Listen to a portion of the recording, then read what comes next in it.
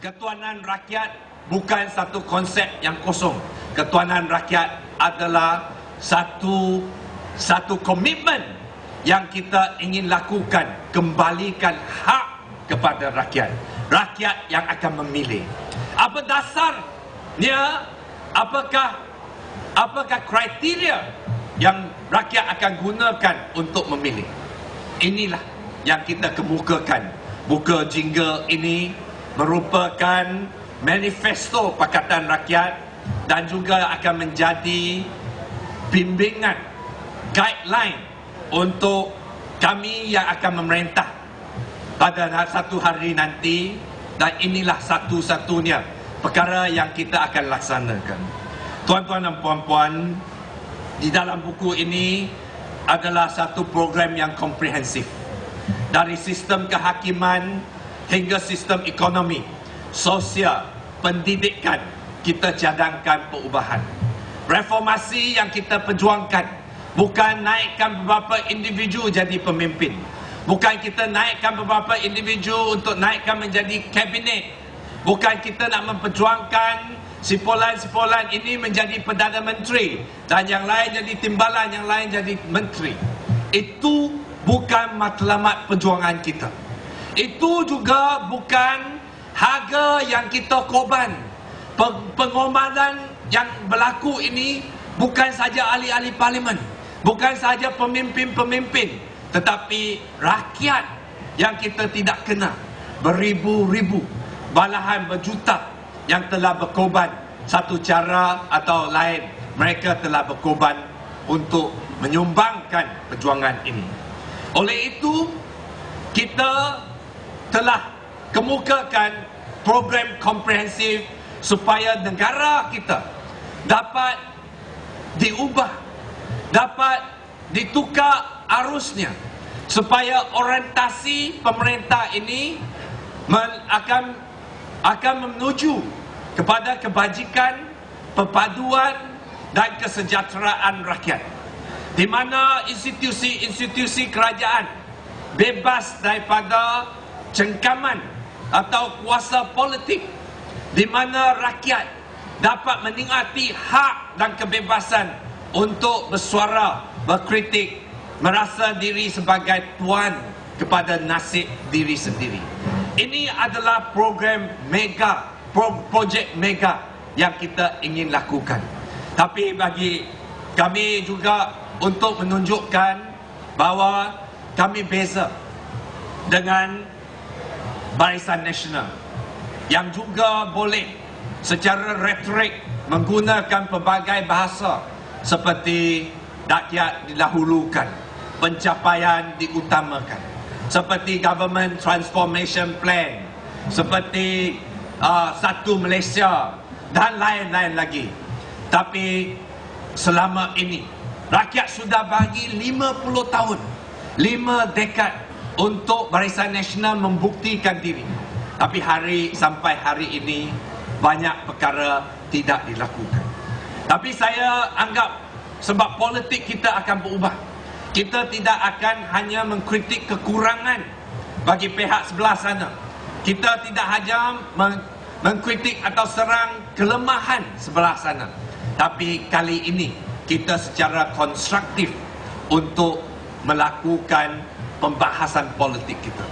Buku jingle kita selain daripada satu manifesto yang komprehensif, satu perubahan total, reformasi total yang kita janji untuk lakukan. Pimpinan Pakatan Rakyat juga berbincang apa yang cara yang paling baik untuk menunjukkan keikhlasan kita. Dan keikhlasan untuk melaksanakan perubahan ini combine dengan kita juga ada sense of responsibility, satu pertanggungjawaban yang kita akan laksanakan. Kita bukan nak janji benda-benda yang popular yang kita akhirnya tidak dapat laksanakan, hanya seolah-olah dapat undi saja kita janjikan. Oleh itu kita pilih 10 perkara yang kita anggap boleh dilakukan serta-merta, yang boleh dilakukan dalam 100 hari yang pertama. Pertama sekali saya anggap kita tahu yang warga Kuala Lumpur juga banyak dibeban. Itulah sebab kita cadangkan. Perkara yang pertama ialah kita hapuskan tol. Kerajaan ambil alih tol supaya tol ini bukan lagi menjadi beban kepada golongan bawah. Kedua, kita juga mengagih semula subsidi ini untuk membantu kebajikan rakyat. Subsidi tidak akan dihapuskan. Termasuk Barisan Nasional, mereka tidak hapuskan subsidi. Ini satu teori saja. Tapi subsidi di bawah Barisan Nasional dibagih kepada golongan yang kaya, kroni-kroni tertentu.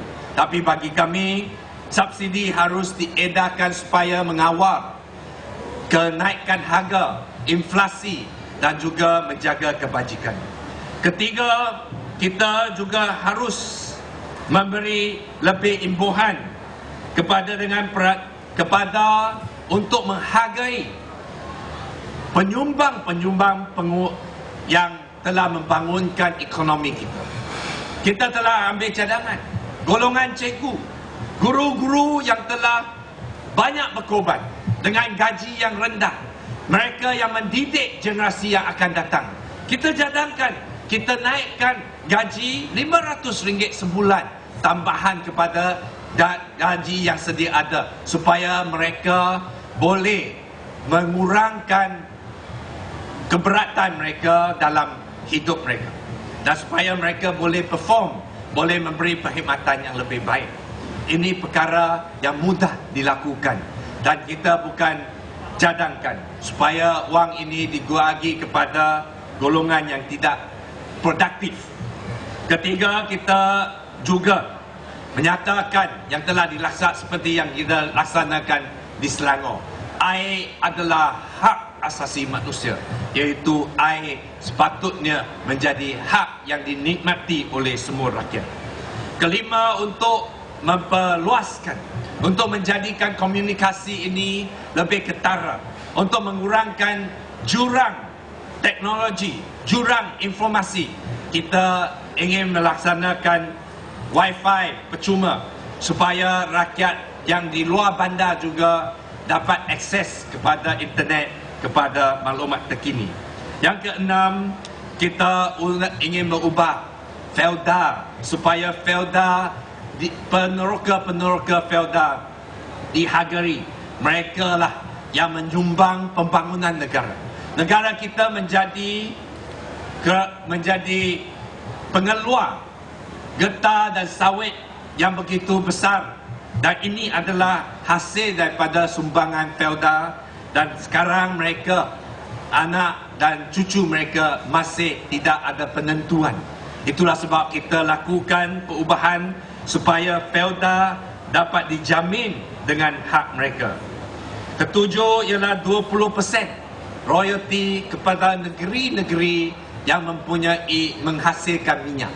Kelantan, Sabah, Sarawak merupakan penyumbang utama perkembangan penubuhan ekonomi kita dengan hasil minyaknya. Tetapi mereka merupakan negeri yang paling miskin dari segi pendapatan, dan itulah sebab kita harus ubah keadaan ini. Yang ke-8, yang menjadi banyak mangsa di kalangan kita ialah ISA. Kita dengan tidak agak keraguan, ISA harus dihapuskan. ISA harus dihapuskan. Kesembilan, perubahan dalam SPR supaya pilihan raya kita bersih dan cekap. Akhir sekali, kita akan tubuhkan beberapa suruhan